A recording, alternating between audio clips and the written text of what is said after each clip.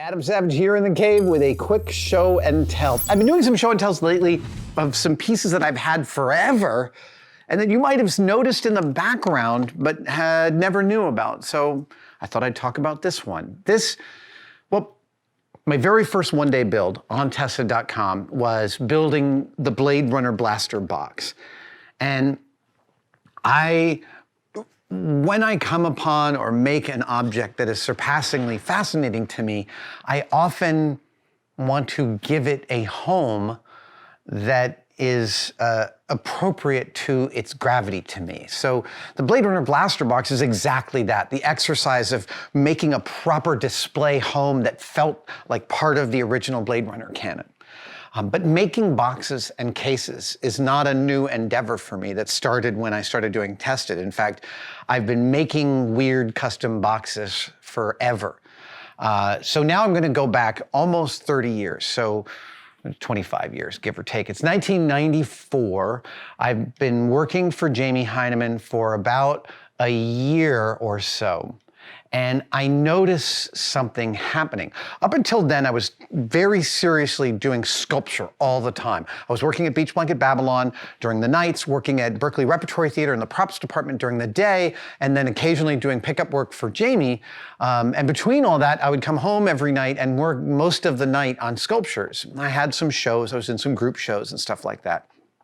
But after about 8 or 10 months of working for Jamie, I started to notice that my desire to make sculpture at home was diminishing. And I started to realize that it was because the creative output that was satisfying, the problem solving, the getting my hands dirty, the making things that were compelling and looking for experiences, that was being served by doing the work I was doing in special effects. And that was the first glimpse I had above the clouds of what a real career could feel like. I had been sort of freelancing and noodling in theater and other sort of industries up until then. But when I saw how much of my creative energy was being infused into this new discipline of commercial special effects, and I saw that it was actually taking energy away from my sculpture, I didn't get upset about that. I just was fascinated by what that meant for me creatively as a person. And there certainly was a point at which I decided to go whole hog into special effects. If this was something I could be excellent at, I wanted to put everything I had into it. And I also was very clear with myself that I did not want to say I used to be an artist. I don't think there's a used to be. Once you've spent time exploring those parts of yourself, they are still there. They don't disappear. You just explore them in different media.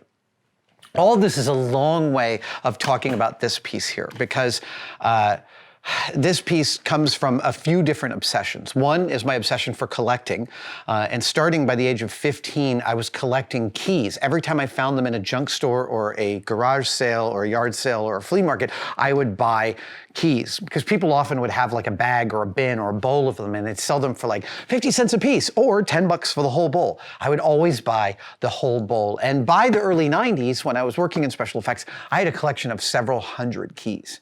And I was looking at them, and this is that transition point between moving from sculpture and into special effects when I was still thinking about sculptures, and I was like, what could I do with all these keys? Well, maybe, I wonder what the keys to hell would look like. That was my thought. That was the first like cohesive thought that started to make something form in my head.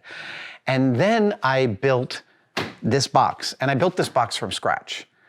These closures come from an old steamer trunk, the handle from a projector box, the hinges from a door I scabbed off a theater set that I was working on. The plywood was new plywood, which I slowly burned and waxed and wire brushed and aged until it felt authentic. It sat in my shop for a long time while I tried to figure out how to fill it, and then I filled it. And so here is my sculpture from the early 90s of the keys to hell.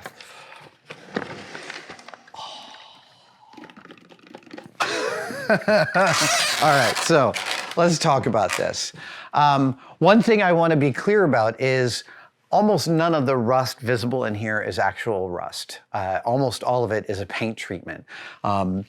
The background So the progression was I built the box. Then I filled the inside of the box with hooks and I started to put keys in, but then I was like, it's not raw, it can't be raw. It needs to have been painted. So then I used a scenic painting technique for making it look like there were hundreds of coats of paint on it. And this technique is to add cornstarch to paint. It's one of the things that scenic painters do when they're doing like an old New York apartment where it's like 55 coats of paint since World War II on the walls. I added cornstarch to paint. I had a little heater blower set up on this, and I just put a coat of paint like every 3 hours into this thing with a brush, sloppily. I was not trying to be exacting about it. I wanted it to feel like it had just been continually painted without care, that it had this sort of weight of somebody's industry to it. And then I started to fill it with keys. And once I filled it with keys, they needed some cohesion. So I started to spray them. I sprayed them with some muriatic acid to get a little bit of rust, but that wasn't enough. That's where you see some of the verdigris, some of the green on the brass keys. But then I also used treatments of lacquer. I used some spray shellac. I used some clay, some actual powdered clay thrown on there, which gives great rust texture. And this piece has always been in pretty much every shop I've had since the early 90s. Sometimes it's closed, sometimes it's been shoved into a corner. Currently in the cave, it's on display above the door to my bathroom here. And it is, I think this is the last, I'm pretty sure this is the very last piece that I made in the early 90s that I classified as a, in and of itself, sculpture. And again, I don't identify myself as a used-to-be artist. What I explored and what I learned making this stuff, still happening today in the cave, just in a different format. But I thought you might like to see this. I have one more quick story to tell you about this piece, which is my sculpting hero, Gene Steig, longtime partner of William Steig, the children's book author and one of my parents' best friends, saw this piece. And when she saw it, she looked at this little display case here and she said to me, I really appreciate the courage you showed in not putting something in the display case there. I've got this little Chinese display case box, but I could never figure out what went in it, so I stopped worrying about what goes in it, and I left it empty. And there was something really invigorating to me to have my sculpting hero appreciate the aesthetic choice I made about not putting something in the case, creating a tension within the piece that there's nothing in there. What went in there? Honestly, I have no idea.